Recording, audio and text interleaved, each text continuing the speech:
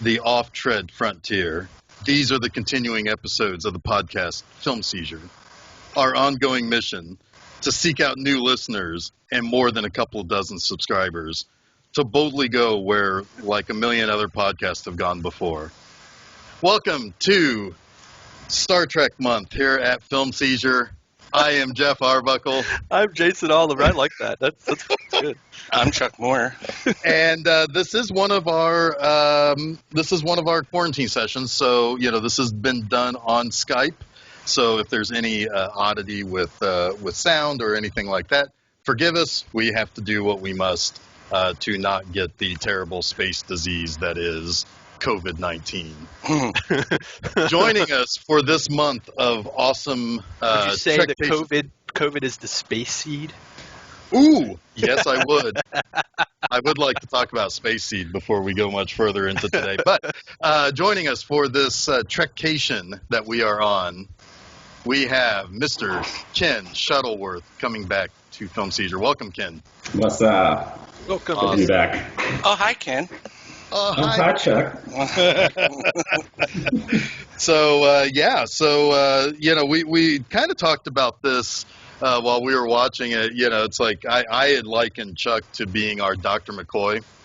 But Jason and I switch back and forth between which one is the hothead, although typically I'm the one who probably needs a girdle more than him.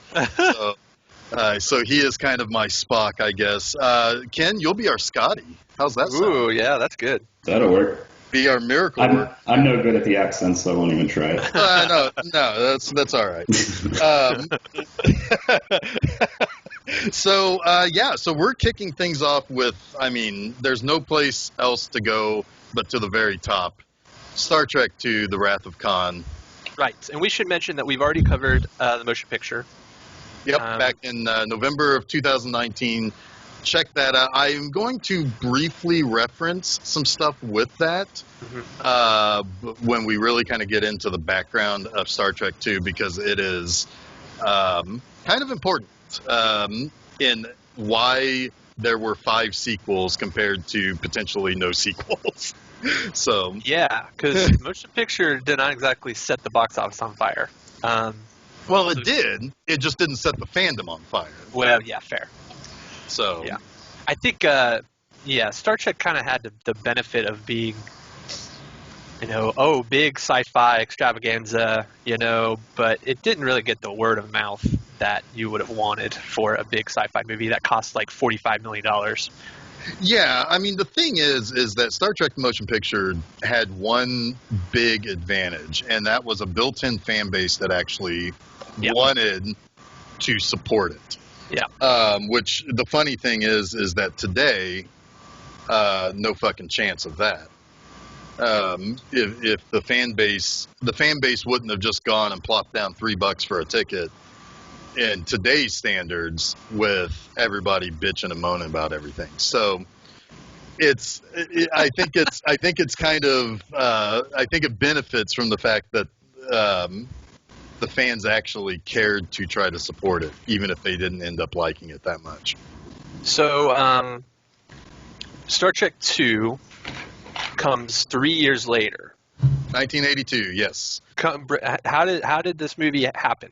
How did we get the amazing awesomeness of Star Trek II? Okay, so I have been able to learn a considerable amount of backstory over the last several months. And I will say that there are a couple of really good YouTube channels that go into this a little bit more.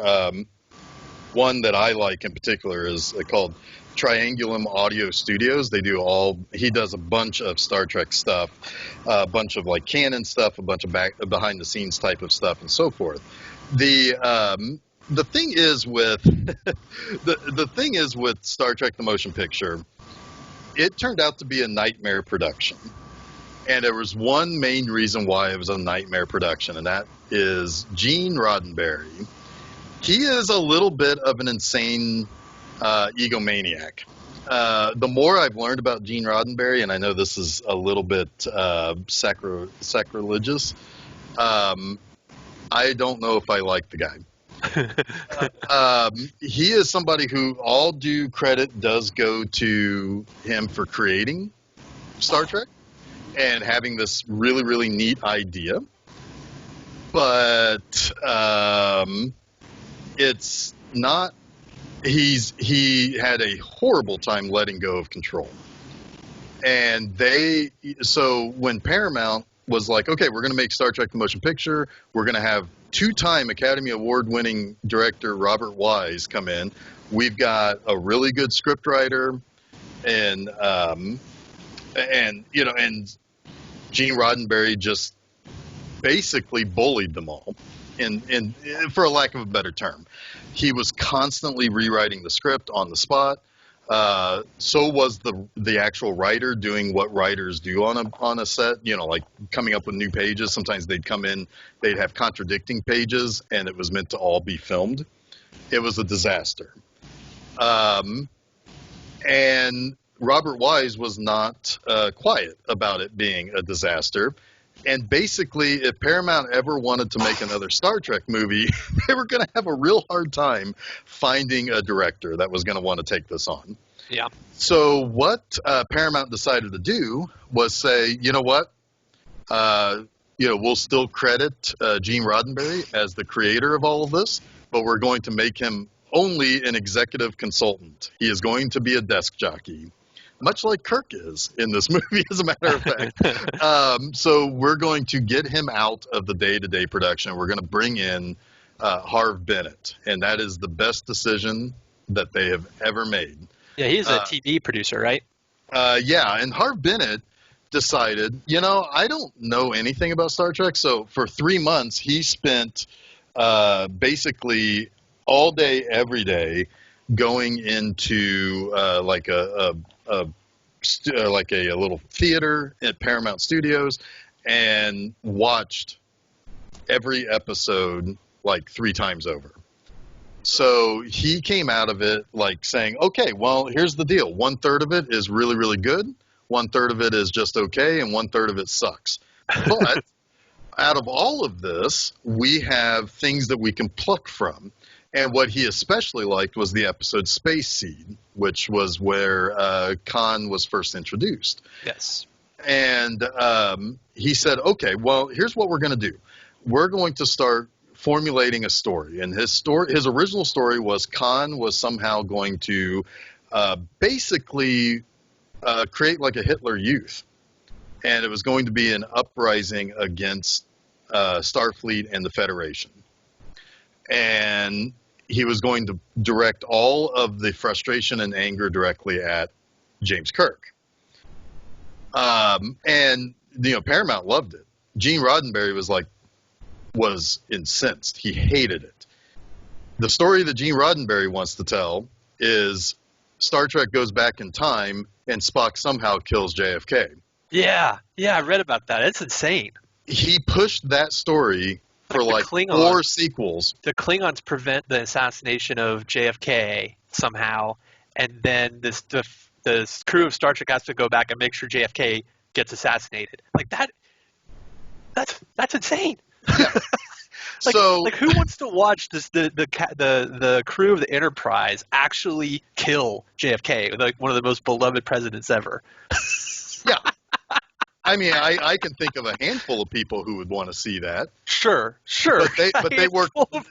They don't work for Paramount. They work for Fox. Anyway, Yeah. So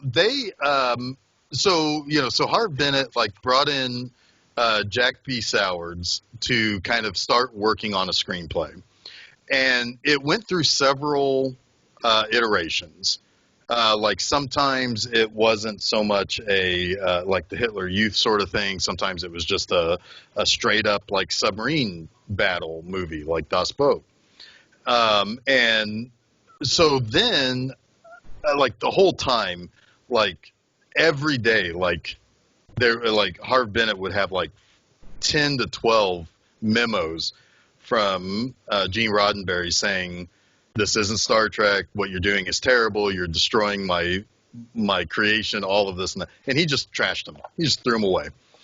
And so they So what ended up happening was there ended up being like 5 or 6 scripts, and Nicholas Meyer was brought in to direct, and he knows nothing about Star Trek and didn't want to do the study and the research that Harv Bennett did, and I think that's actually a benefit too. So what he did was he took the 5 or 6 scripts and said, okay, some people like this part, some people like this part, some people like this part, and he brought it all together into one script. And there were a couple of interesting issues. Like, most everybody felt like, well, we made our Star Trek movie, we're done, see you guys later, we're never coming back to this again. But then when there was a little bit of excitement around Harv Bennett and Nicholas Meyer coming in, and that Gene Roddenberry was going to be kind of pushed out, people started coming back, except for Leonard Nimoy. And Leonard Nimoy was like, I'm just done with this, man. They didn't pay for 10 years. They didn't pay me royalties, and I had to fight for that just to be in Star Trek: The Motion Picture.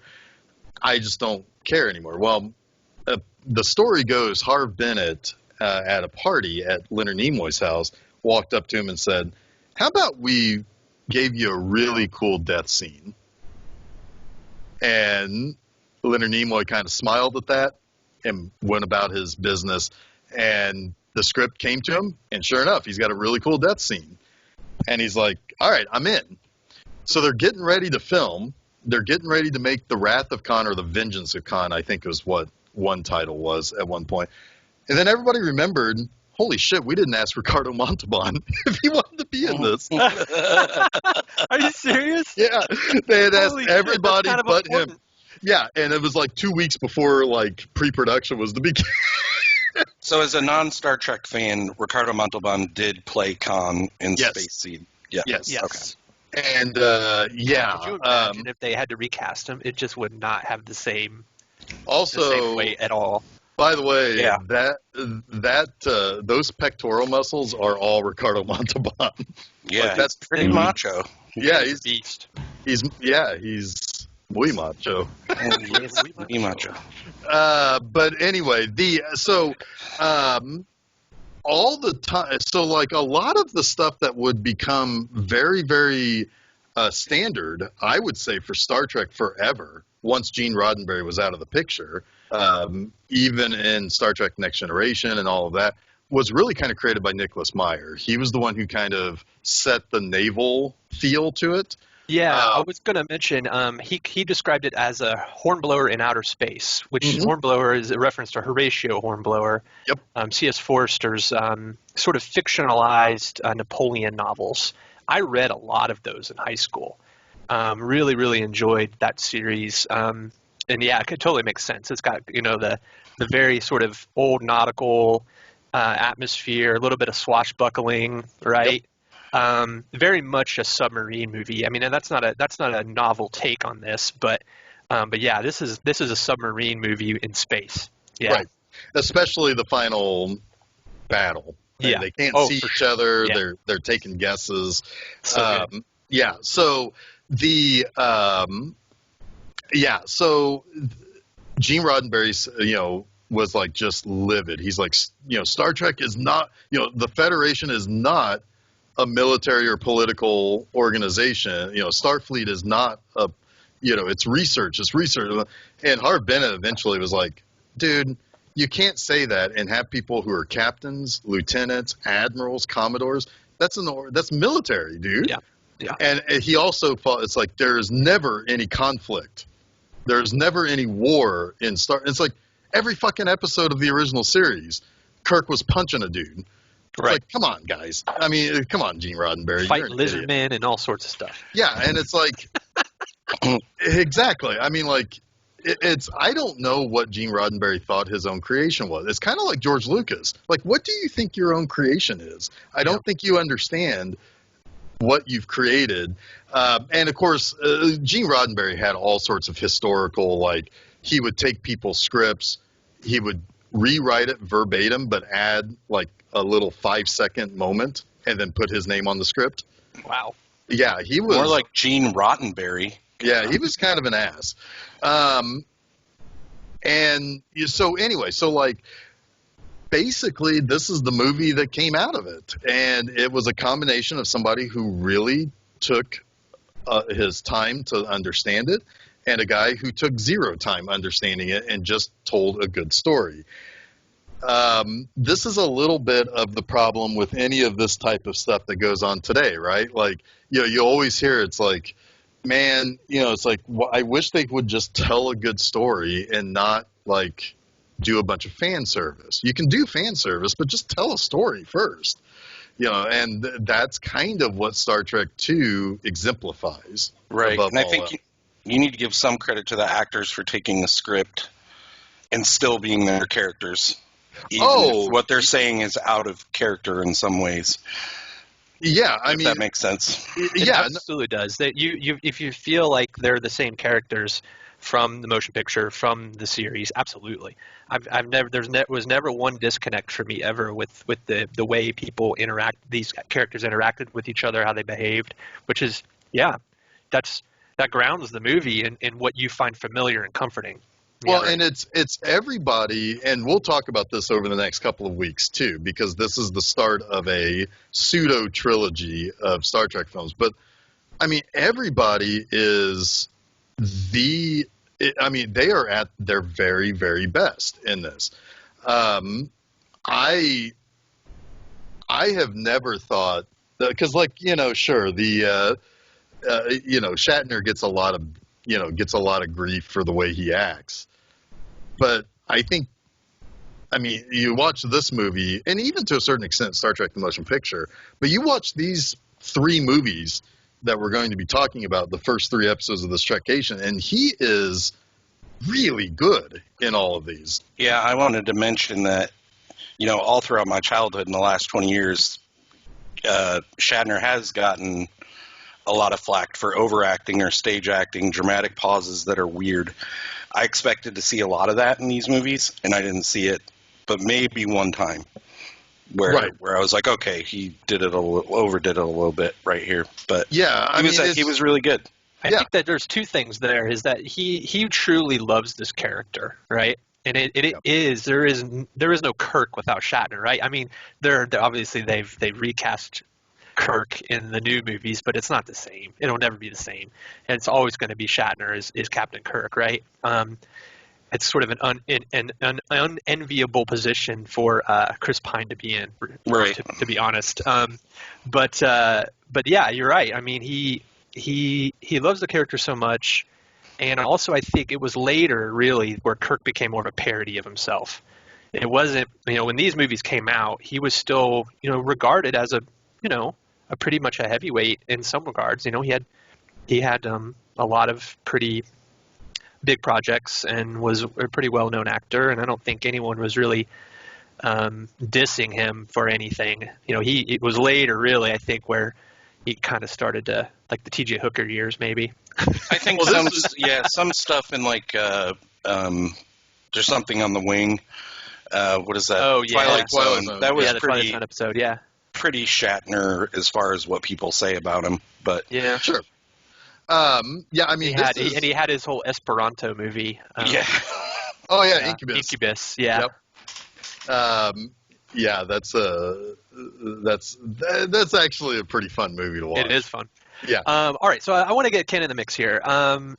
So a lot of what we like to do when we bring guests on is get their understanding, their perspective of what the movie we're discussing means to them. And we know that Ken is a Star Trek fan, so we wanted to bring Ken on and get his perspective and his sort of, I guess, emotional, nostalgic ties to Star Trek. Where did that kind of come out of, Ken? What's your connection to Star Trek, and what do you like about this movie in particular? That's a lot of questions. Yeah, so, it is. I would say that I didn't. Tell us how you feel. I didn't really start to get into Star Trek until Next Generation. That was kind of my gateway into the Star Trek universe. I mean, obviously, all growing up, the original series was out there. I could watch it if I wanted to, but it just, for whatever reason, I wouldn't say I wasn't interested, but just never thought, hey, let's check this out. I will say that when it comes to Star Trek II, which we were talking about. Out of the 6, this is probably up there as maybe my favorite of the 6. Yeah. I think the storyline is great. Ricardo Montalban too. How can you beat that? And to kind of go along with what you guys were saying, this one especially, I feel that the characters, like from Kirk to Uhura to everybody, really acts in the way of their character as it has always been.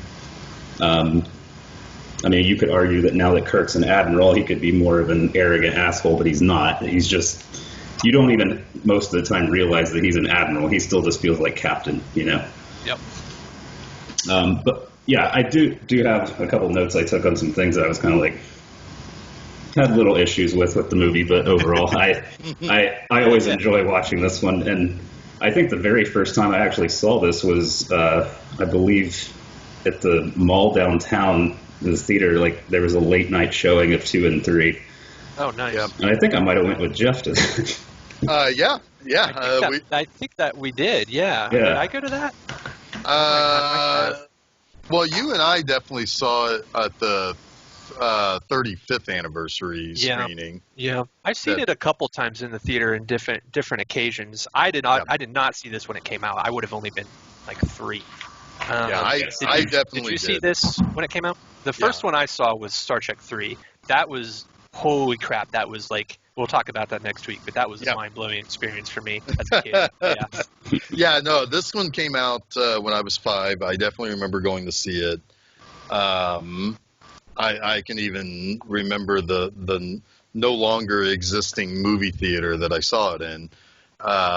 So yeah, I definitely saw this one and 3. Well, I saw them all after this one in the theater. Yeah.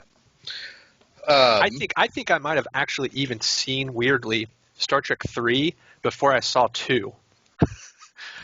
That was the same for me. I actually saw, I think, 3, 4, 6, and then 2. I can't tell you when I first saw 2, which is weird. But I remember being so intrigued by the fact that it was a continuation of an episode. And I remember watching that episode again somehow. It was on TV or something, because I used to watch the rerun syndicated episodes with my dad. And I don't quite remember when I actually first saw Khan, but I most definitely saw Search for Spock first, which was a little confusing. I knew what happens with Spock in 2, and then obviously they replay that at the beginning of 3. So it kind of helps you transition into that movie. But yeah, I can't really tell you when the first time I saw this movie. This is though my favorite of the Star Trek movies by far. This is one of my most favorite movies of all time. Period. Yeah. And 2 through 6, honestly, we'll talk about 5 when we get there. But this run of Star Trek is, for me, my favorite Star Trek things. I like it more than the series. I like it more than anything that came after. I really like Next Generation. I watched that series a lot. But these movies, this core movies, is just, for me, the tops. Well, the TNG movies didn't do themselves any favors either. So. Yeah, those are hit or miss. We'll probably get to those one day. Chuck, what were some of your, I know you were a little concerned about this trek that we were going to go on. My trek overall with Star Trek has been even more mixed, I think, than Jason and Ken, because I saw all these all out of order, all across years. I think Star Trek 4, maybe 3 was the first I saw, and then I went to see 4 with my dad, I'm pretty sure, in the theater. At the time, we will talk about this more later, I did not like that film. Went back to 2, I think, years later, and that was the one I always liked. Yeah. Mm-hmm. So 2 has been, for me, what Star Trek is. Yeah. For my whole life. I'm like, if I want to watch Star Trek, I might as well just watch Star Trek 2. Because to me, there was no value anywhere else, but I'm talking about, memories as a child. I just didn't care for the other stuff. This has actually been an interesting watching all 3 this trilogy together has been really cool because I'd never done it before, oddly. Like, just connected them all together and seen the whole story for what it is. But yeah, I quite enjoyed rewatching too. There's some moments in there that I was like, ugh. But I think that's just 80s movies in general, probably. A lot of them just don't feel right sometimes. But yeah, I enjoyed this quite a lot.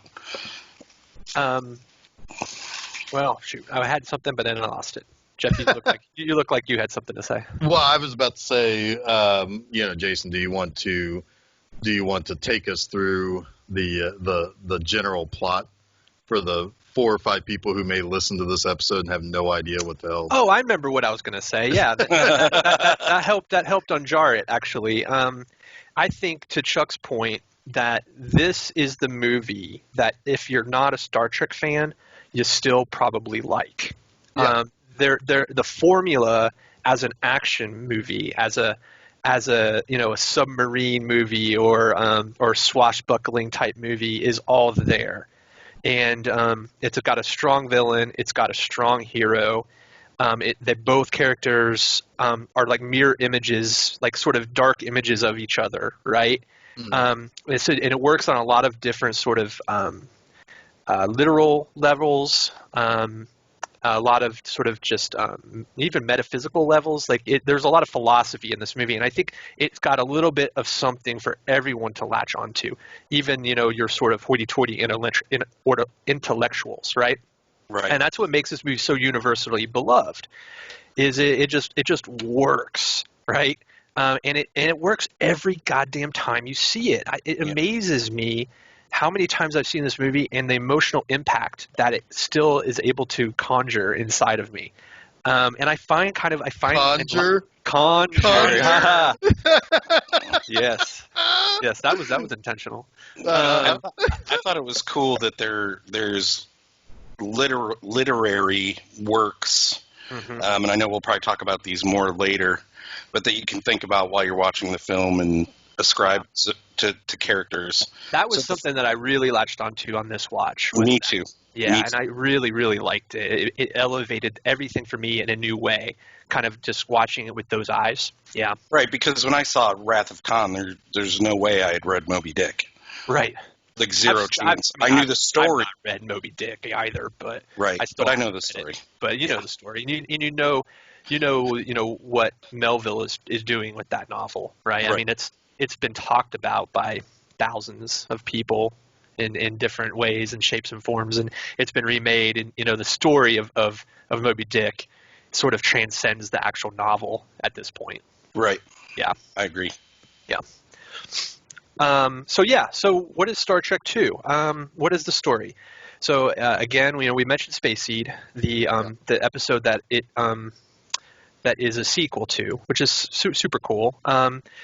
Essentially, what happens? I don't remember Space Seed super well, but Khan gets he tries to take over the Enterprise with his ragtag ragamuffins. He is a genetically altered human from the 21st century, I believe. 20th century. 1997 or something like that. Yeah, so he's like super strong and hyper intelligent, and he decides that he wants to steal the Enterprise, and then I'm doing a really very bad summary of Space Seed, Jeff, but essentially he doesn't get his way and he gets exiled by Kirk and crew onto City Alpha 5, right? Yes. So, So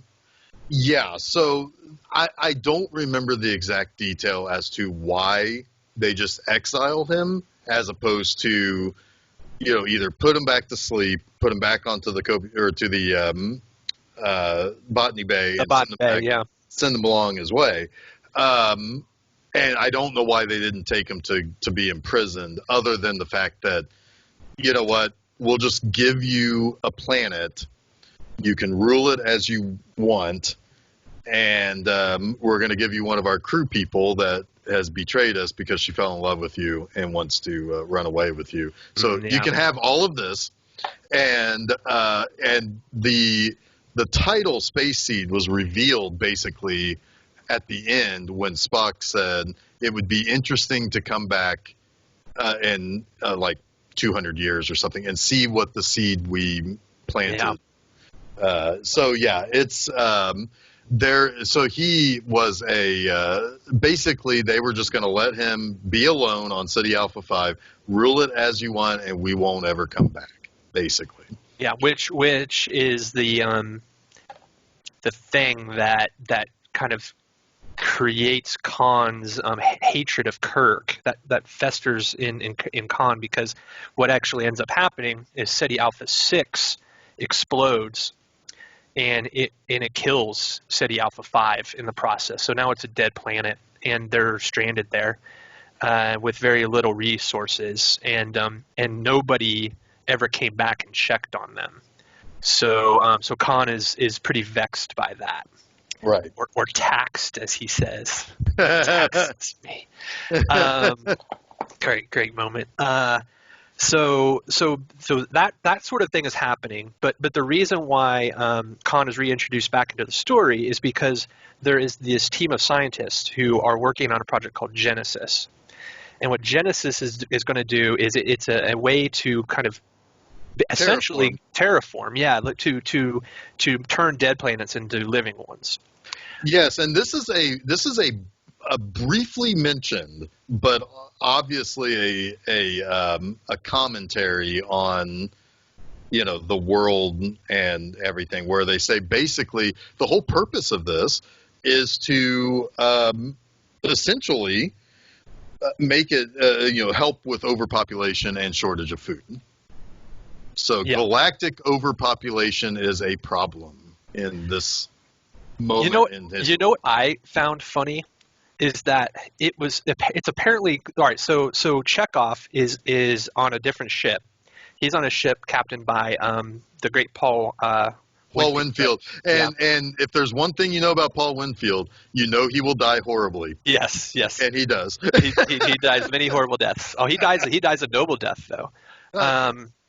And they're looking for a dead planet so that the Genesis team can test the Genesis torpedo basically, and to see if they can turn a completely dead planet into a living room. And that's really important, that to be completely dead.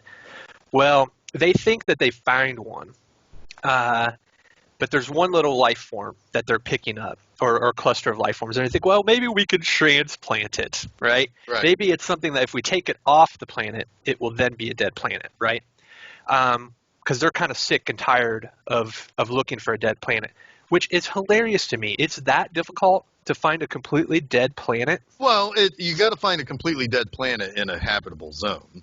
So there is a I mean, like you just can't go out and so it's got to be a place that could sustain life once. Yeah, it's going once life is introduced, it has to be sustainable. That's fair. So so they don't really say that, but that's what I've always kind of taken from it. It's like, I mean, yeah.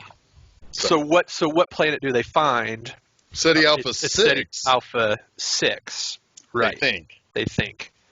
But it's actually Ceti Alpha 5 because it's changed now. And they land to investigate. Paul Winfield, Chekhov. And who do they encounter but our villain, Mr. Khan. Mr. Khan. Mr. Khan. Mr. Khan. Khan is his first name. Yep. There's a lot of if there's one thing I think about this movie that Star Trek fans that taxes them is the fact that they're really nerdy ones. Is the fact that Chekhov was not actually on the crew. I actually made a note of that. But he was not. I mean, I think that's always been written off as he was just not a bridge officer. Right. He was on the ship, but he just wasn't in the episode. Yeah. Gee, I mean, I don't know anybody who is, necessarily continuity Nazis in the Star Trek community. So. Right. Yeah. But there are people out there that are just, I mean, they've rewritten, there have been novels that have been written, non-canonical novels that have tried to circumvent this whole thing by explaining it away in various ways, which cracks my shit up. There's nothing more Star Trek than that. One of my favorite things I read was that in one of the stories written, Chekhov held Khan up at the bathroom. Oh my God, that's too good. Oh God. Isn't, like, simultaneously to this, though, we have the training expedition on Enterprise, right? That we need Yes. to. So Because Yeah. the Kobayashi Maru is pretty That's important. pretty important to yeah. Star Trek. So Yeah. at this point in time, Kirk has. So this movie actually takes place some like 12 or 13 years after Star Trek: The Motion Picture. Kirk had gone on another 5-year mission, retired, came back as an admiral, and began teaching at the academy. But he's bored. I mean, this is just not suiting him. And He's having somewhat of a midlife crisis, right? Like, exactly. And it does not help that all of this is happening around his birthday, where he's feeling old. McCoy shows up with booze and some glasses because you're getting old, you old fucker. But it's good booze. It's Romulan ale. Oh, it's strong at least. Yeah. And I think this is the we talk about this in an episode not long ago, but I think this is the first actual appearance of actual Romulan ale. Yeah. No, we didn't talk about this in a previous episode. I talked about it with someone else. I think I looked it up. I think that Romulan ale might have been mentioned before, but it was never in physical presence until this movie. because it was Right. illegal, right? Right. We weren't supposed to have it. It's Right. illegal. Yeah, It's illegal. but McCoy has some good smugglers that he knows Yeah. because Of course he does. Yeah, Well, not to It jump makes too far ahead, but it shows back up in Star Trek 6 as it well. does, and it's very crucial to the plot actually in Star Trek 6. And the Yeah. glasses helping for. Yep, exactly. So this is well, yeah, that's true. Kirk couldn't wait to get rid of those things. Oh man, that's so great. I love that. So- So we'll get there. So like Kirk is old, but he is helping his buddy Captain Spock. So Spock's been up, promoted to captain, and he is basically going to be captaining the training crew on board the Enterprise. The Enterprise itself is kind of old and kind of taken out of the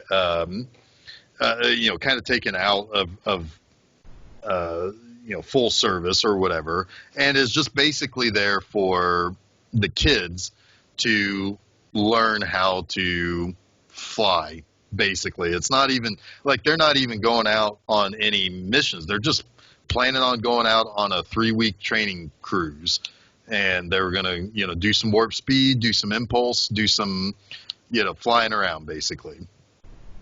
So but yeah, so I mean, like, so there's a lot of kind of sadness around this, where you have people who are just, they're kind of old and they're not really they don't really feel useful anymore, or at least the ship is it's no longer the heroic ship it was.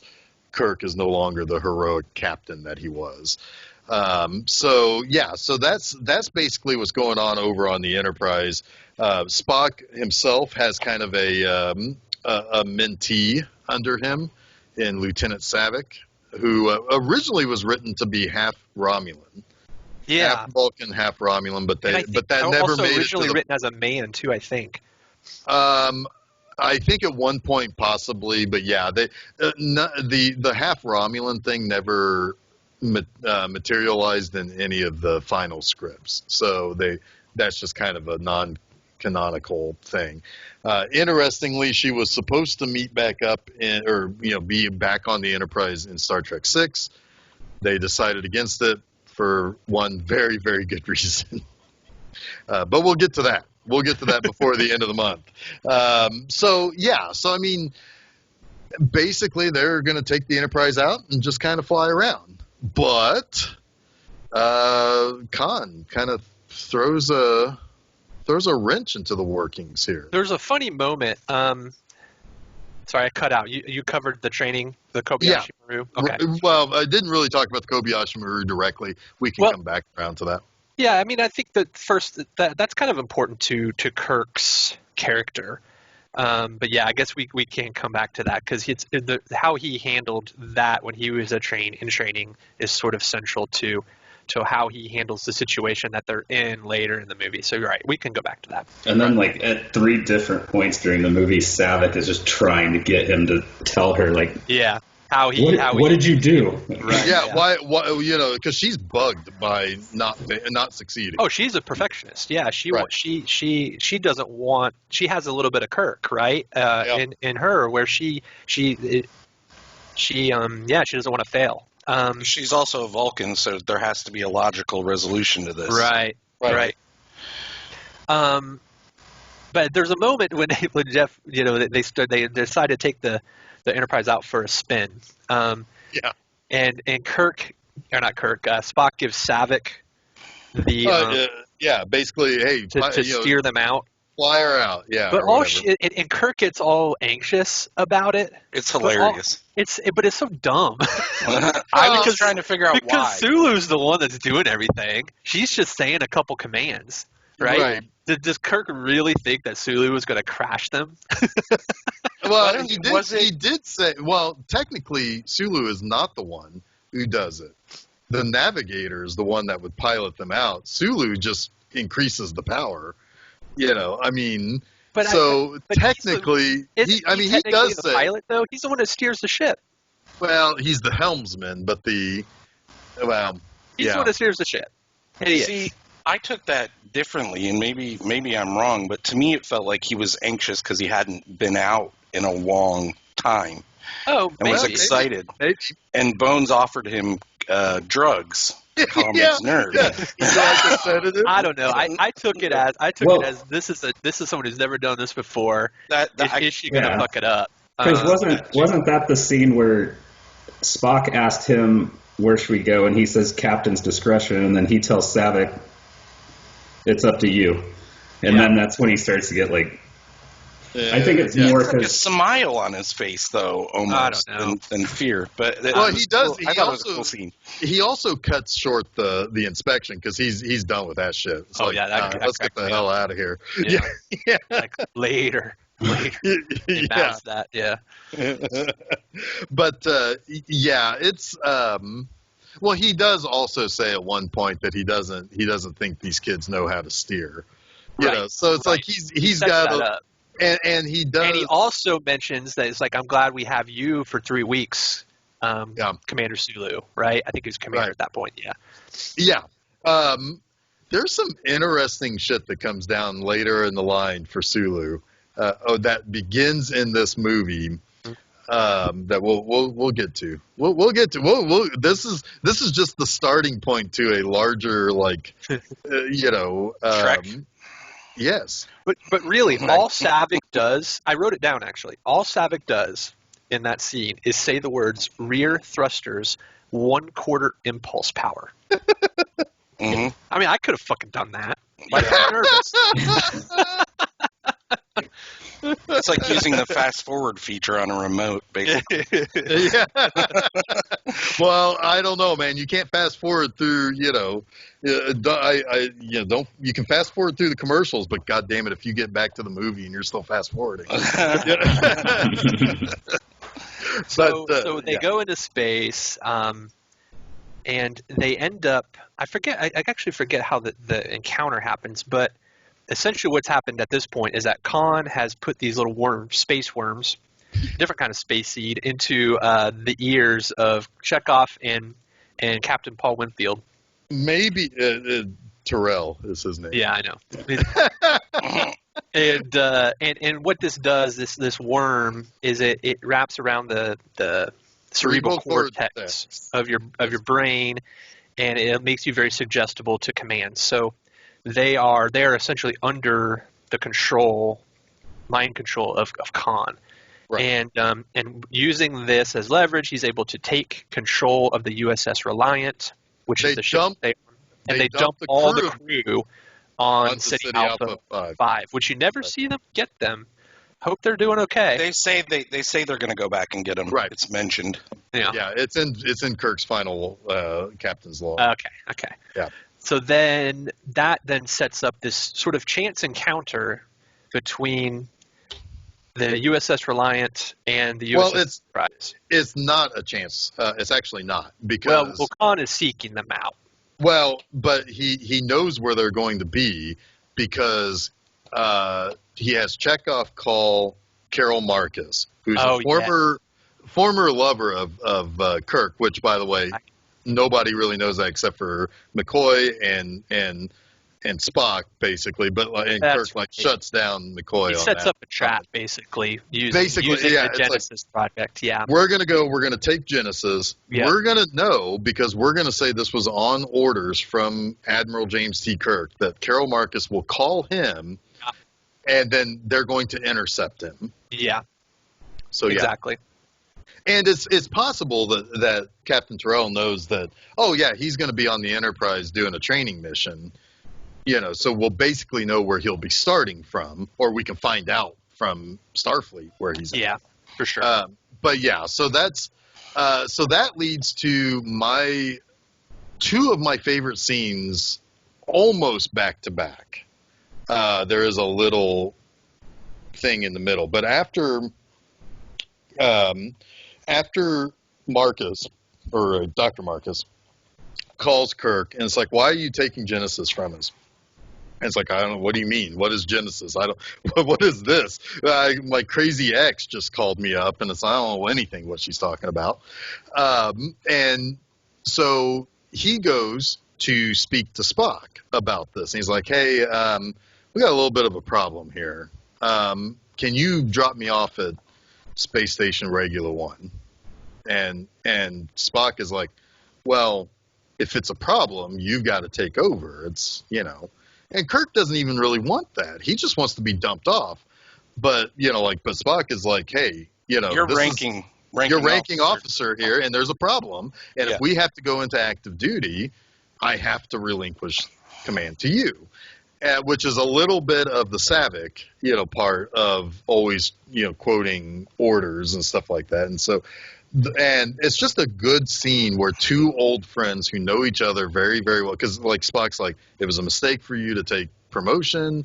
You're, and that I don't have an ego to bruise. So, it's a really, really good scene between these two characters that reminds you more than what happened at the beginning with, Spock giving him, what was it, Tale of Two Cities, right? Right. The Dickens. Yeah. But you really see that these two people really know each other, really care about each other.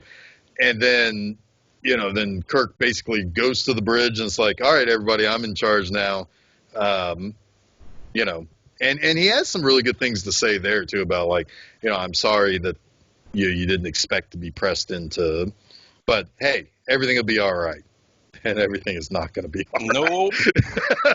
So, and then they rush off. And then a couple scenes later, that's when you get the interception and Kirk and Khan basically going at it for the first time in 15 years or whatever, whatever the timeline is. And it's a really good action scene without there being hardly any action at all. It's like a chess match almost. Yes, because Khan has a newer ship. He has he is more intelligent. They never make light of that, really. I mean, but at the end of the day, Kirk knows how starships work better than Khan. Yeah. And he's a little wily. And but yeah, basically Khan disables the Enterprise and says, hey, give us Genesis, or whatever. And Kirk's like, Genesis, what's that? He plays dumb on Genesis when clearly he knows all about it too. Right, because Spock and McCoy have already gotten debriefed on that too. And so Khan's like, hey, you got a minute to send over everything you know about this. And Kirk is doing his best to stall. Like, how do we know you'll keep your word? To which Khan's like, I didn't give you any word to keep. You just don't have you're just at a disadvantage here. You Right. know. But then, Spock's like, hey, so there's this prefix code. We can get that. And here it is. And Savick has no idea what this is. And that's when he says, you just have to know why things work on a starship. And a prefix code can basically take over the console of the other ship. And just in case you're curious why you would need that or why you would have that, other than it's just a way to beat Khan, it's because at some point you're going to dump a starship off at a junkyard, and it's not going to be. You're going to turn off everything on it. Well, you don't want anybody on board the ship when you turn everything off. So you got to take over the ship and dump it. Well, not only that, but I mean, it's. I think it's there for the exact reason they need to use it in this movie. Well, that would be another reason. Yes, correct. Yeah. But yeah, so so the time ticks down, and Khan's like, hey, so send that shit over to us or what? And Kirk, just one of those great lines that Kirk says is like, here it comes. Yep. And it comes. They fucking they shoot the shit out of the Reliant. And yeah, totally tricked him because he knows better about one thing. Khan may know more about a lot of things, but he does not know more than Kirk does on this. Khan is also a victim of his own hubris. Yes, right. So he's highly intelligent, but he just cannot lose to Kirk. He's got to have his revenge. And This is where the Captain Ahab stuff comes in. absolutely, Yep. Yeah. absolutely, and it's perfect. Even his second in command, the young guy in his glam rock band, tells them, we have Genesis, we have a starship. We can go wherever we want. We You've already go won. do whatever we want. Yeah, we can go. We can create our own planet, basically, and live the life that we wanted to live. And but no, it's the great line. He taxes me, and I shall have him. Yep. And that's it for Khan right there. Yeah. It's just you're doomed. Yeah. And, it's the fault of those people who have followed him for hundreds of years, that it's their fault is to continue to follow him, believing him to be infallible even when he is fallible. Yep. But he has to slink off injured at this point, right? Yes. And he freaks out about that, and like his number two is like, hey, man, the Enterprise is just as fucked up as we are. They're not going anywhere. And so then so the Enterprise basically limps along toward Regular One, and that's when Kirk kind of has to go survey the damage and the loss of life. And that doesn't sit well with him. Yeah, they Scotty's what is his nephew or something? Yep. Yeah. Poor guy. What's Peter his Preston. name? Peter Preston. Yeah, he gets a line, and then in the inspection, Peter Preston gets a line. The actor who played Peter Preston, and it's like, shit, that guy's doomed. Yeah. Somebody who's not a major cast member gets a line, you're fucked. Right. Yeah. Yeah, exactly. Imminent, sir. Yeah, he got the ultimate red shirt. Yeah, for sure. But he stayed at his post up to the end. And honestly, Kirk is somewhat to blame for that because he didn't have the shields up and he didn't follow Starfleet regulation, and that's kind of a moment where Kirk has to examine his own hubris, right? Yeah. Yeah. And that so they to like where we are in the plot, because they do eventually get to Regular One and they see that Khan has killed a bunch of the scientists, but then he is he's asked about how he performed in the Kobayashi Maru. So at the beginning of the movie, there is this kind of almost a cold open right after the credits of Savick taking the Kobayashi Maru, and she gets everybody killed. Now, interestingly enough, another behind-the-scenes thing, Gene Roddenberry leaked to everybody that Spock was going to die as an ultimate middle finger. You're not going to kill me character. What a dickhead. Douche. Yeah. So Harv Bennett said, "All right, fine, we'll kill him at the beginning." People go through the next hour and 45 minutes thinking, "Oh, it was all a trick." Right. And and Roddenberry will be hailed as isn't that great? He got everybody talking about this movie. Everybody showed up. Spock is dead, and then punch him in the gut at the end and kill him at the end for real. So Harv Bennett basically pulled out the prefix codes himself. And so Nice move. Yeah. So and that's when Savick was like, well, there's no way to solve this. And Kirk's like, well, it's about character. It's not about having the right answer. It's about how you deal with that and how you deal with the possibility of a no-win scenario.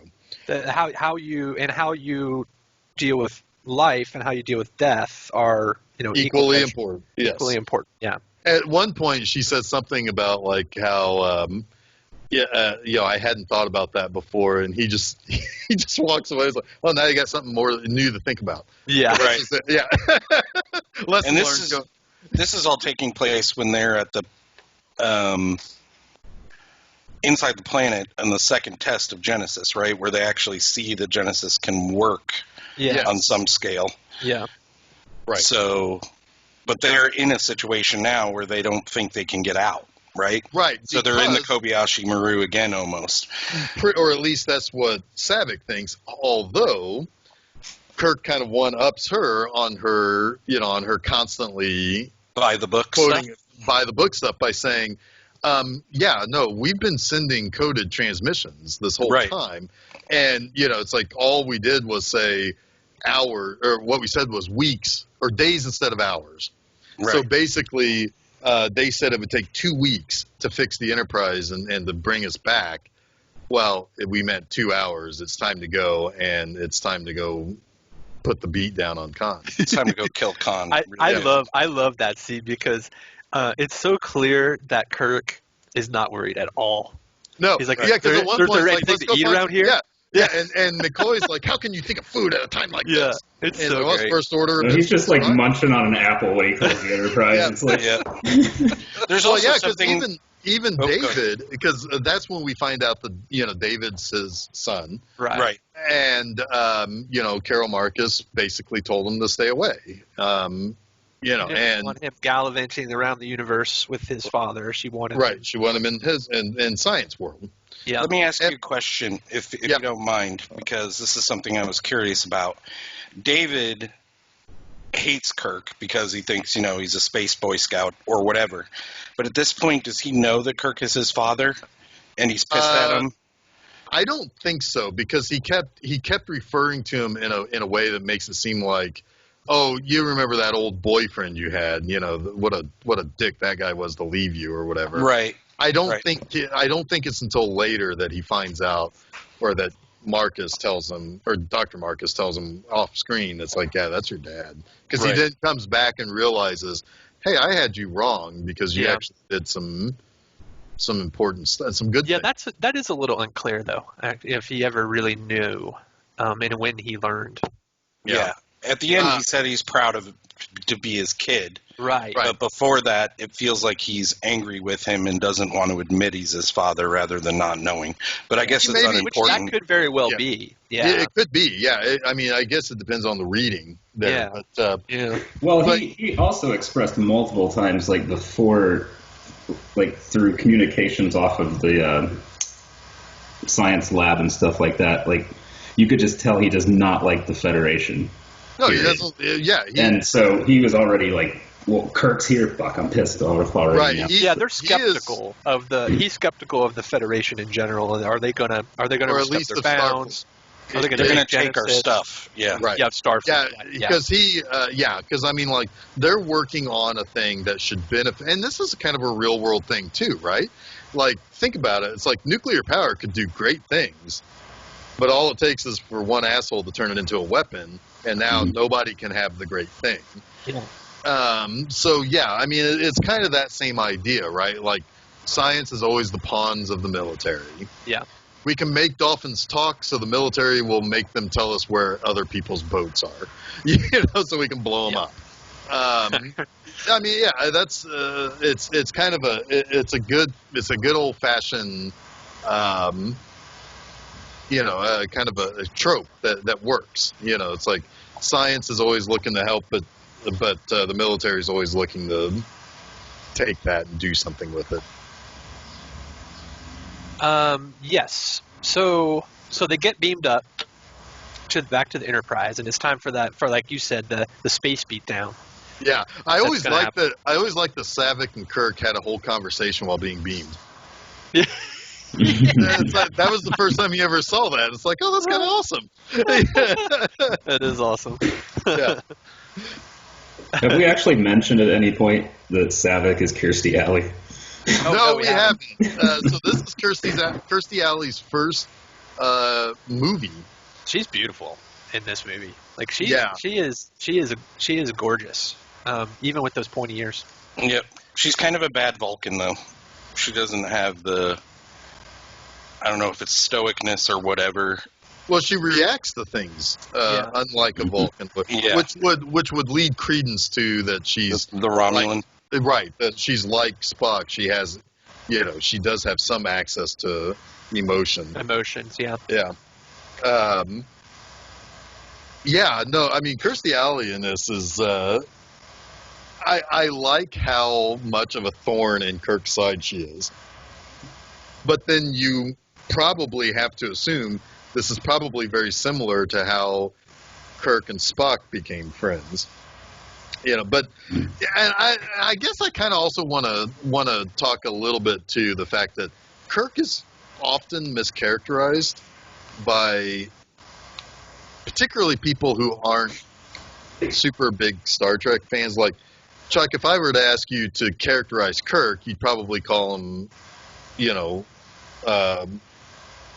somewhat roguish, brash, arrogant. Yeah, arrogant. Yeah. But he really kind of isn't. Well, Khan is really the version of Kirk I think most people who don't watch Trek have in their mind of Kirk.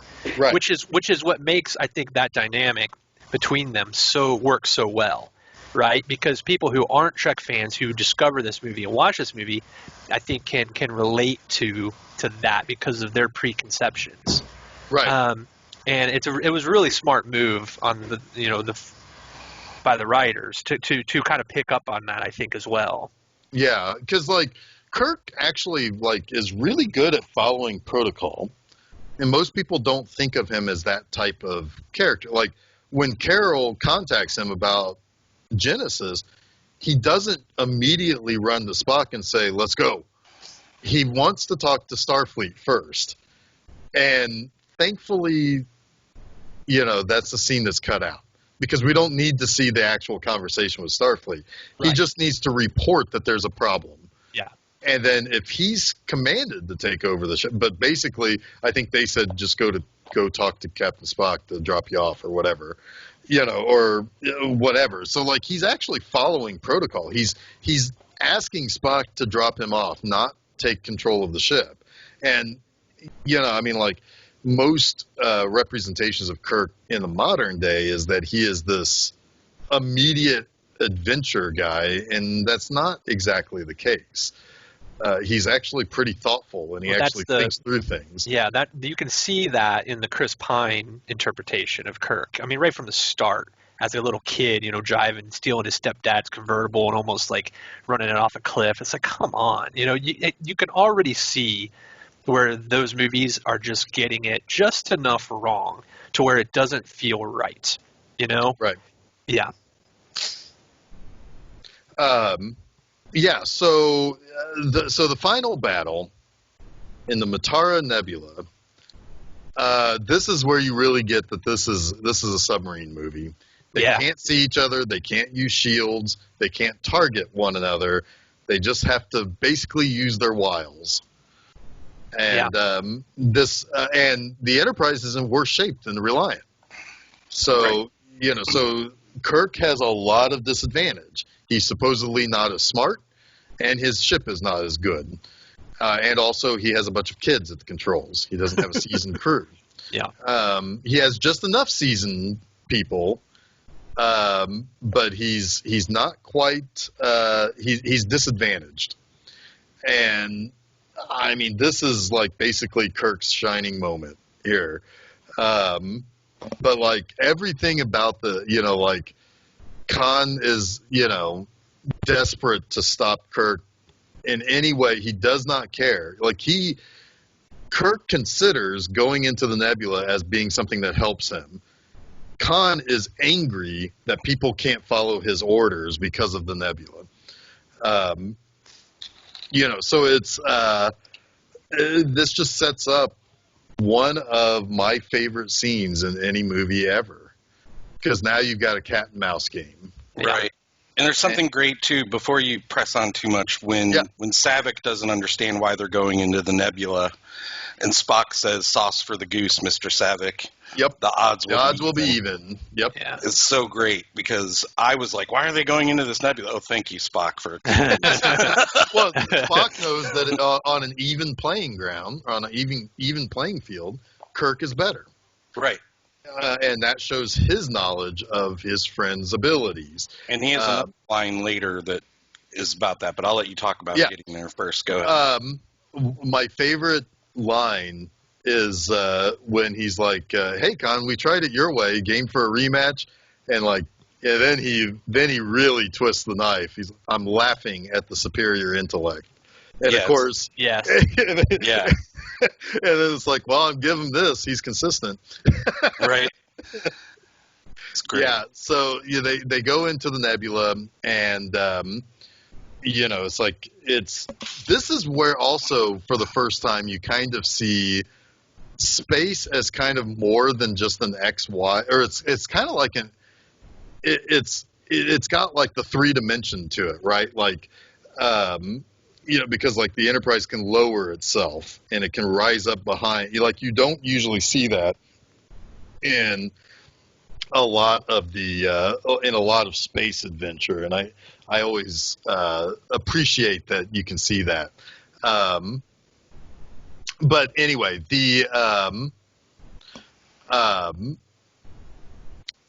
So anyway, Chuck, get back to what you were saying as far as some of the other things that you were talking about with Spock's. Yeah, so I don't remember the exact line, but they're kind of cat and mousing, like you said, and Spock alludes to the fact that, and maybe because of his rage, Khan is only seeing in 2 dimensions. Right. He is. How is that line? It suggests 2-dimensional thinking or something like that. Right, which gives Kirk the idea, like, oh, if I can go above him or below him, he won't know I'm there. Right. Like, because he's only looking forward, basically, or can only see in this one direction, basically. Right. And that's where you get some of those really kick-ass shots that I like, where you see the Enterprise flying above the Reliant, and then it like circles around that cloud to like basically spiral down, and that's such a fucking cool ass shot. That scene was great. That was like I'd enjoyed the movie a lot up until this point, right? But then when I saw this as an older person, I was like, there's some real stuff going on here. Like, it's not just space adventure. Like you had said, it turned into something different at this point, where I was like, this is awesome. This is super cool. And every single character is doing what their character is, best at. Like Sulu is, like Kirk is saying to Sulu, use your best guess to try to shoot him. Right. When Chekhov comes, recovers and comes aboard the bridge, it's like, hey, why don't you take over the weapons console? And it's him that fires the torpedo that really basically puts an end to the battle.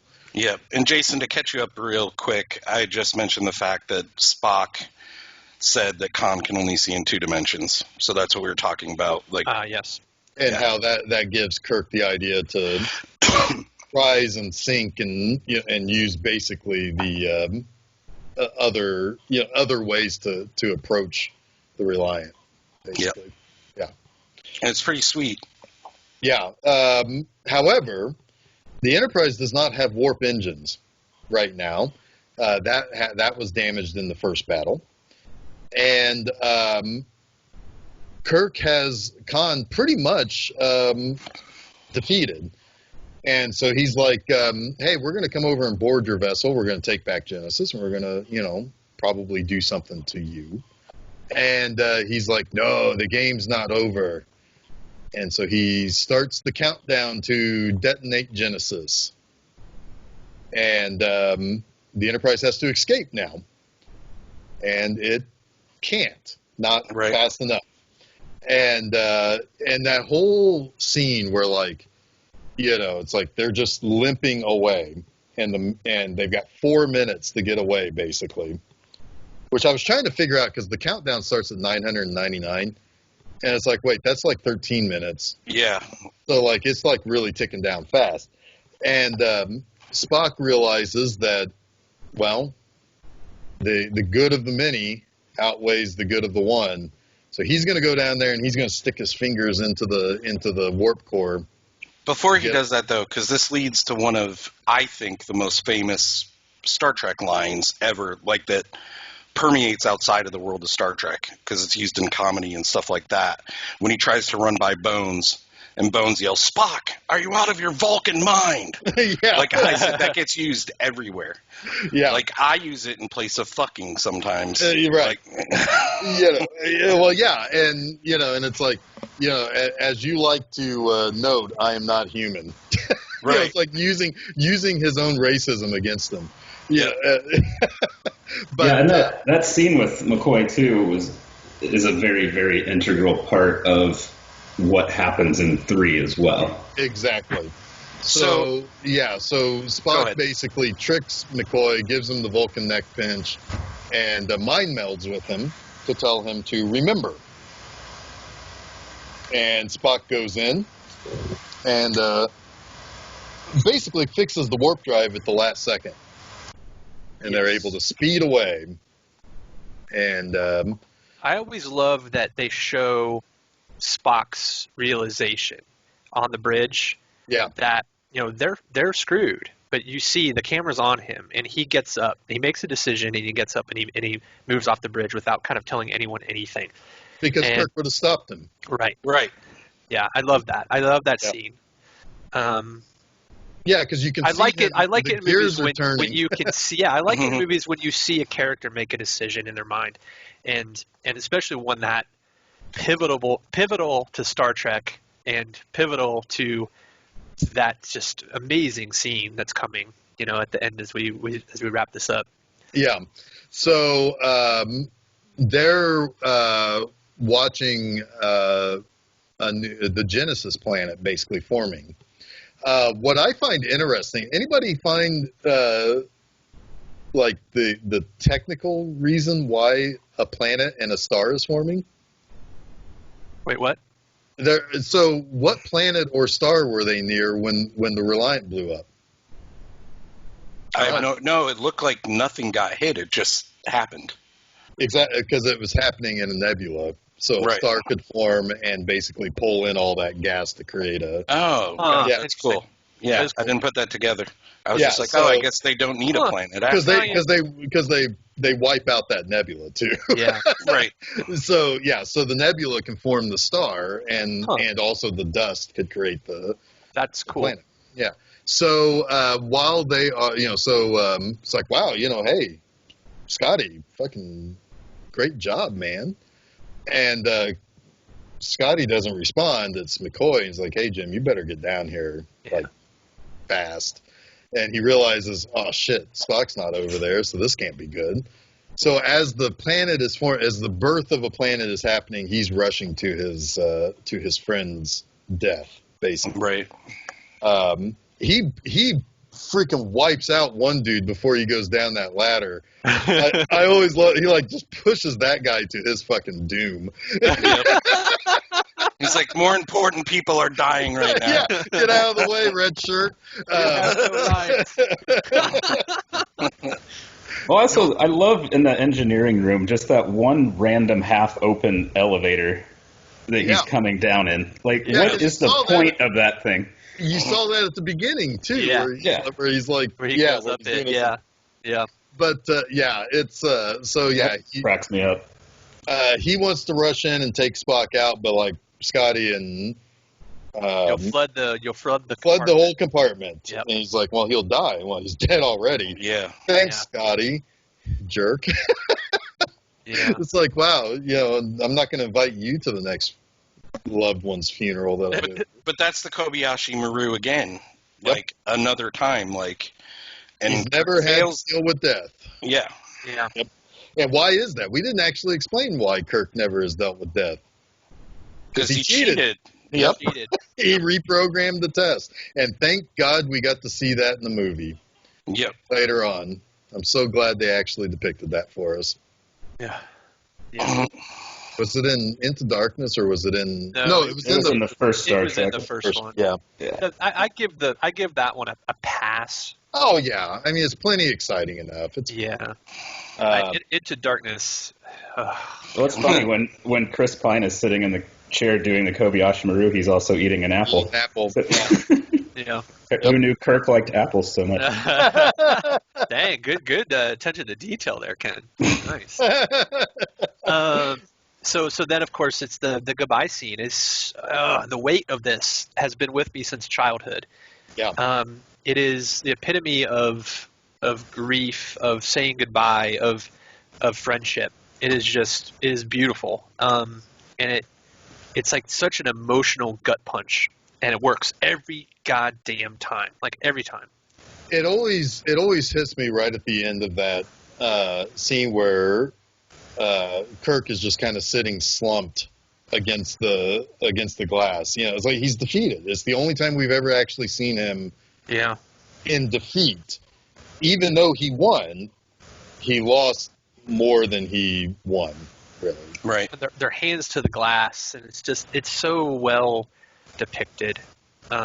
It's a beautiful scene. Mm-hmm. Yeah. Spock cracking jokes in his last minute. Yeah. So what do you think of my solution? It's not the time, Spock. Yeah. Right.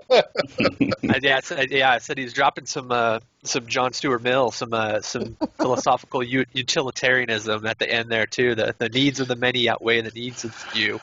Yep. Which I really like how they bring that back in 3. We'll get there next week. One last thing that I'll actually say about the actual movie itself. There are two lines that I really like at the end of, or there's a line at the end of the movie that I really, really like. There is also, I always liked when they shot the burial torpedo for Spock out, and it looked like that as it landed, the sun rose on the Genesis planet. Yes, love It's that. just good imagery. It's just good imagery. But the line that the line that I always liked came from Kirk's log at the end, basically before they ask him how he feels and everything. But he says, "All is well, and yet I can't help wondering about the friend I leave behind. There are always possibilities," Spock said, "and if Genesis is indeed life from death, I must return to this place again." Always like that line. Yeah, that's great. And there's the one line you alluded to, Jason, outside of the episode when he's doing the eulogy, and he's talking about Spock, and he has that great pause, gets choked up. Oh, I don't know if you remember the exact line, if you want to say it. Well, it's before he says "my friend," isn't it? Is that what he says? At the end of it, he says he's human, basically. Right. Oh, yeah. I've never met anyone more. Of all the souls I've encountered in all my travels, his was the most. His was the most human, and he chokes up. Oh God, that's like Oscar worthy, man. His just perfect catch in his throat. That's hard to do. It feels like he really was saying goodbye to him, almost like. Because when they filmed I fucking this, tear up just thinking about that. It's that effective. Yeah. But I also think at the time, there was real thought that Spock wouldn't be back if they ever did Star Trek again. Absolutely. I think you're absolutely right. We'll get into that, I think, next week. But then I love the closing, on the bridge where, he quotes the Dickens. He says, "It is a far, far better thing I do than I have ever done, a far better resting place that I go to than I have ever known." And I love that he closes the book, if you will, on A Tale of Two Cities, right? Mm-hmm. He starts with it was the best of times, it was the worst of times, and he's sort of joking about this gift that Spock gave him. Yeah, it's he's carrying that book almost the whole movie. I love it. Well, yeah, because he's trying to read it at the end, but his glasses are broken. Yeah. And it's important to him. And then Carol Marcus says, "Is that a poem?" He's like, "No, it's something that a friend was trying to tell me." On my birthday. On my birthday, yeah. Yep. And then they ask, I think it's Bones who asks how he feels, and he says, "I feel young." Yep. It's so good. Yeah. That is just so good, man. All of that, and even David going in and saying, "I'm proud of you," which we talked about earlier, like "I'm proud to be your son," is great. That, I have it written in very big letters, very effective ending. Like that last 20 minutes was like, wow, this is good stuff. Right? I mean, it is really, really good. Yeah. That's what I always tell people. Like, people who don't like Star Trek, dismiss Star Trek. It's like, but Wrath of Khan. Well, also, Jason, you do know this does create one thing I so very, very much like with with movies in general. The Star Trek II ending. Yeah. It's like X-Men 2 had the Star Trek 2 ending. I'm like, this movie's awesome. Yep. Right. Yep. It's like, oh my God, this is perfect. So like it is totally ripped from Star Trek 2. I mean, even down to Patrick Stewart closing out that movie, with how he opens the first movie. Right. It's like, oh my God. We're supposed to talk about the fact that Spock, Leonard Nimoy delivers "These are the voyages of the Starship Enterprise," that monologue at the end. You said you had a story about this. I personally just love that. I love that the way that, maybe is this the way that Spock exits Star Trek, right? For him to deliver that monologue, the Kirk monologue, I think is so poignant. Yes. So the movie ended with the last line of "I feel young," and then it just pulls away from the planet and the Enterprise flies off. Well, it tested, and it's like, it's like, we love the movie. The ending's kind of non-existent. It's not really a great way to end the movie. So they created a backdoor way to bring Spock back. One, the whole "remember," that was reshot. Oh, and okay. Two, the whole "let him close, but we'll show his casket soft landed on the planet." Right, I love that. So he's not he didn't like explode, so it's the Genesis planet. And with Kirk's line about that being life from death, then he might have to come back there someday. It's all in there that Spock could come back. But to let him do the monologue was kind of the tip of the cap. Like, hey, it's, there's still a brightness to this. There's still a hopeful ending. Yeah. So it was all planned around. Like, the test screening was like, oh man, this is great, but not really a great ending. So they figured that out. Yeah. So are we going to get through this whole episode without talking about Kirk's very crazy yelling of Khan? We didn't even mention that. No, not now. That's iconic. It is. But at the same time, it's like, this is the perfect end to Act 2. He is at his low point, because if Khan is out there, he could destroy the Enterprise and they could really be stuck. Yeah. And it's like, this is bad, and he is pissed because his own ego now has been bruised because, damn it, Khan's still like manipulating the strings, and it's still, it's, And I know Jason and I did this about 20 years ago, but if you ever watch that frame by frame, it is the most amazing. It's the most amazing piece of cinema you will ever see. To see his face shake. Totally ridiculous. But sorry, I had to bring it up. It is the most Shatner movie in maybe all of Star Trek, honestly. Yeah, but it's also pretty iconic. It's great. I love it. I mean, it's so memeable, you know? I mean, you put anybody's name on that, you know, and it's just like instant funny. Yeah.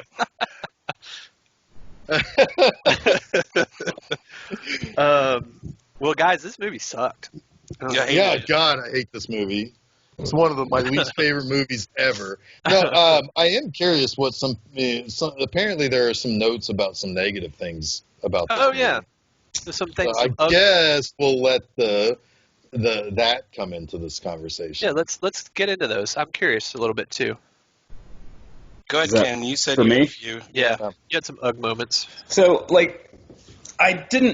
I never really thought about this or really cared about how it went down until I rewatched this time and got thinking more about it. But the whole thing about shooting Spock onto Genesis, number one, after the planet had only been created for probably a few hours, which, there was no scans done to make sure it was even safe. And plus, but he was dead. It wasn't real. It shouldn't have been Kirk's call, in my opinion, to dump him off on a planet. They should have brought him back. And that's fair. That's fair, and that is sort of addressed in 3. Yeah. That's a valid Spock's father. I mean, that was just they got lucky as all fuck. Well, they also kind of expected him to break up in the atmosphere, or you dump off, and again. But to Ken's point, though, it's I know Barry will see all of that stuff, but to Ken's point, they should have brought him home to his family. Well, yeah, everything leading up to where they shot him out was beautiful. Don't get me wrong, but yeah, the more I thought about it, I was like, that kind of irritates me. Sacrifice for great film, I guess. Yeah, the moment. Yeah, there's more movies to make. At least make a call to Vulcan and be like, hey, what do you want us to do with him? Right. Well, they would have probably said, I don't know, we don't care, we don't have feelings, just shoot him out into space. Well, yeah, right. but Kirk gets the talking to later, so they do address that into some way. Yeah. One of my annoyances was with the worms that were in their heads. It was ultra convenient that the one left Chekhov's head. Why did it even do that? Yeah. It's it should have stayed there. They should have had to have bones take it out of there or something. Yeah. It's just convenient annoyance, we're done with this part of it. Let's just have it leave. I think they just wanted to have a really cool shot there with a little bit of gore happening. It's not cool, though. That's it's such a great. bad effect. That's the worst effect of the movie. But yeah. it's, that plaster, clay ear or whatever. Ugh, it looks so bad. I mean, this is after Alien, right? Alien had already been filmed and looked way better. Hey, $12 million budget, man. Yeah, $12 million. You do what you got to do, man. By far and away the cheapest Star Trek movie. I also found it funny when made $100 million when they're in the science station, and everyone's already dead, and they find Chekhov and Terrell in that box. Yeah, when they're walking through there and they open a door, there's a rat running through there. Now wait a minute though. I thought about that and I was prepared. I was prepared for this moment for somebody to say, "Well, why is there a rat in here?" Okay, so here's the deal.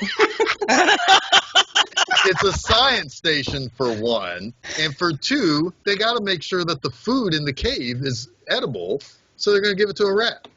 The rat got out. All right.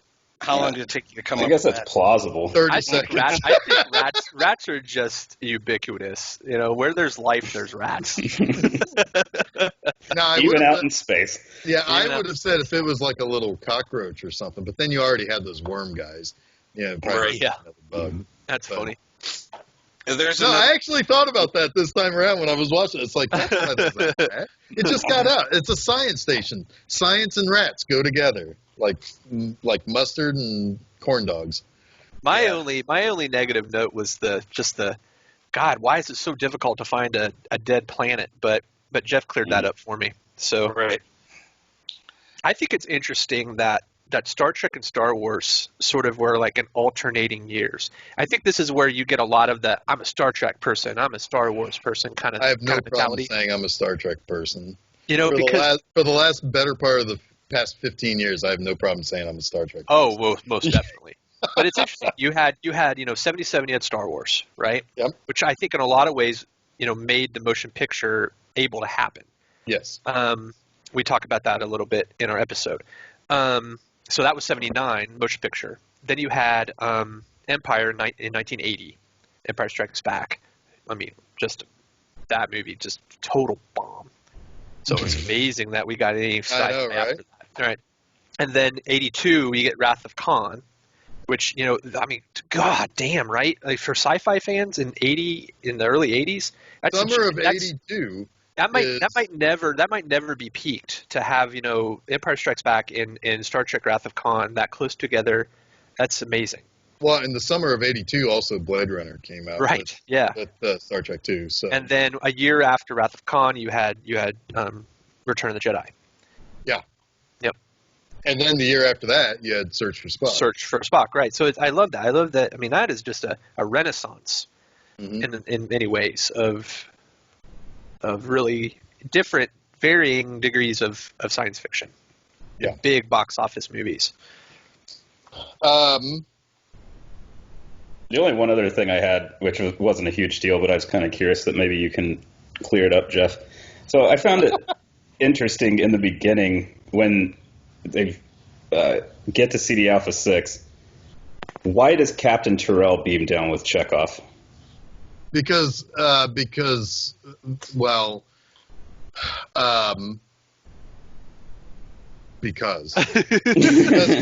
Kirk always win, and everybody wants to be like Kirk. Later on, Commander Riker was Kirk, so that's why he always beamed down.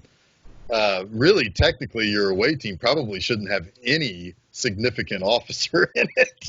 But yeah, that was my thinking. But yeah. It was the first and second in command of the Reliant beamed down. I have a nomination for the joke that has what's the word, matured the best in maybe the history of cinema. I think about this joke 40 years ago, right? Yeah. And hearing it today, when McCoy brings the Romulan ale to Kirk, and Kirk questions it, and McCoy says, "I use it for medicinal purposes only." Yes. Like that joke has gained a whole new life 40 years later. Right. That's a good point. I hadn't thought about that. But yeah, I always liked when Kirk looks at the glasses like, I don't know what to say. And McCoy's like, well, he could say happy birthday, or he could say thanks. Thank you. Yeah. Oops, go ahead. No, go ahead. My only stupid little note, and it was actually kind of funny, when Khan is dying, or, the ship gets attacked, he pulls this huge metal beam off of the second in command or whatever, and it looks like he's going to throw it, but you can tell somebody grabs it and helps him move it. It's just funny looking. Yeah, because it does have an interesting magic, Chuck. Yeah, yep. It does have a weird trajectory. Yeah. One little thing that I hadn't noticed before when I watched it, I saw this time, is I think after the Reliant got attacked the first time, like back by the bridge doors, you see this woman just run up and start spraying a fire extinguisher like consistently for like 30 seconds. Yeah. When you walk onto the bridge of the Enterprise, they have a very 1980 looking fire extinguisher just chilling there next to the turbo lift. It always cracks me up too when they do the Kobayashi Maru exercise and they have the bridge blow up, and you're supposed to think that this is like a real mission, and everybody does their crew death, right? Like you see it so many times in the original series where a console explodes and the person at the console is thrown back but no physical appearance of injury, but yet they're knocked unconscious. Are they alive? Are they dead? I love that scene because why the fuck is the medical officer on the bridge? Why is Rhodes there? Right. Well, I I also- do like for him to be able to deliver the line. What do you think of my performance? And Right, for Kirk to right. say, "I'm That's not why a he's drama there. critic." That's Right. why he's there, and it's funny as hell. But it's like I love the fact that McCoy has been elevated to such a degree of influence in these movies. But I actually legitimately love it. Like, he shouldn't be. He's the medical officer, right? Right. Like, he should be down in the the hospital or whatever, the ship hospital. But I love it because he plays an important part in Kirk's decision making process, right? He's a sounding board for Kirk, and he's also a dissenting opinion where Spock is concerned. It's So like angel and devil almost. he has to Not know. really He quite, he but- can't just rely on Spock's guidance. He has to have that dissenting voice from McCoy and take in both opinions and make his own decision based on that. And Yep. and that's why McCoy, is there. That's why he's vital to everything that happens. And I just think that that's interesting, and I like that a lot. Yeah. My only last thing I just wanted to say real quick: that James Horner's score for this movie is as iconic as the Star Trek motion picture score is from Goldsmith. This is my favorite. I Because agree. I think it's really, really, really emotional. Mm-hmm. And in the third one, he dials it down to almost being a sad version of the same score. And I love it. I actually was listening to it. I was listening to my Mondo release.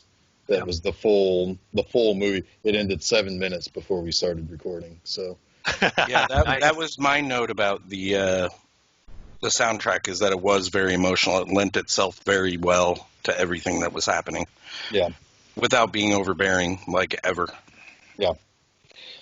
I don't really have much more to say about Star Trek II. I mean, I have plenty. I say could. that James Horner is, for me, probably one of my favorite composers. Like, I talk about this. I'm going to do it again. I'm going to bring up this movie again until we cover it. Sneakers. He did the score for Sneakers, and it is one of my absolute favorite scores ever written. It is amazing. Nice. So yeah, Okay. Well, someday. someday. But Someday. maybe we should just I should just always bring it up. as Yeah. a thing. Well, we also covered another one of his, which is Commando. Oh yeah. Or Totally however long different. ago that Totally was. different animal. Yeah. Man, I love that these score. two, Star Trek II and Star Trek III, sound an awful lot like the Aliens score too. Yeah, for sure. So, He stole from himself a lot, actually. yes, he did. Um, Yeah, that's there is a a version. consistent critical knock on him. Yeah. But and it's fair. But I mean, if it works, it works. Yeah. Well, this one, the scores from this one and Star Trek III, he used in a Roger Corman movie, and basically just made it a minor key version of these two scores that he did back to back, and that's what's used in I can't remember the one. It was Raiders, Oh, I know what you're talking about. Star yeah. Raiders or something. Yeah. Yeah. So anyway, Well, sometimes you get a job and just like, this movie sucks. No one's Well, gonna no. give a shit. well, probably what it was it was probably Corman saying, "Hey, do you have any unused takes that we Absolutely. could just take Yeah. and pay you, Just bottom rework it a little bit. Yeah, Yeah. we'll give you, give us a rate. So, but anyway, yeah, I don't know. Anybody else have anything to add to No. Star Trek II? I think we've done it, guys. We did All it. right. Well, I think we should remain on this trek. So, Jason, where should people set their courses to find our Motara? Set phasers to stun and check us out over at filmseizure.com. You can see everything all of our podcast episodes, all of our Jeff's Monster Mondays, which are on Mondays, all of his Saturdays that run through the end of the year. You can also check out, I think you have links out to B-Movie Enema, where Jeff writes about really bad movies on Wednesdays. Not always bad movies, a lot of bad movies. Usually pretty bad movies. Usually pretty bad movies. Let's see here. This is what? This is July. What's coming out in July here in B-Movie Enema? What is happening in 2 days? Showgirls. Oh, shit. Yeah. Tune in for that. Yeah, it's one of my longest articles ever. I can't wait, actually. You have that written? I could probably read that right now if I logged in, right? You absolutely. Oh, I need to do that. I get to sneak peek because I know the guy. Oh yeah, yeah. Chuck, what are the what sensors can people tune into to find us on the social medias? Oh, you can go full impulse to Facebook. Quarter impulse to Twitter. Quarter impulse. Yeah, any of those social media places out there where we have a footprint, Instagram, etc., etc. Yep. And I will say Warp Factor 5 on over to places like SoundCloud and Apple Podcasts, Google Podcasts, Spotify. Oh, yeah, I might have messed that up. Sorry. No, that's all right. No, that's all right. No, you said exactly what I wanted you to say. Oh, good job, Bones. We fucked that up. Yeah. But yeah, so you can find us where all fine podcasts are found, except for Anchor.fm, because you can't just import your stuff over there. You have to like actually be with them. So that's the only place that I know of that you can't find our stuff. Cool. But yeah, so Ken, would week? Yeah. Well, I was going to ask Ken if he'd like to continue to stay on board as we trek through the Star Trek sequels. Sure, beam me up for that shit. Yeah, there you go. Yes. And we've landed. All right. So, yeah. Now you can say whatever the fuck you were going to say, Jason. So I was going to say, until next week, where we talk about where we go searching. We go searching for a guy named Spock. Yeah. Yeah. That's what they should have called it. Searching for a guy named Spock. Searching for a guy named Spock. I am Jeff Arbuckle. I'm Chuck Moore. I'm Jason Oliver. And you have been listening to Film Seizure.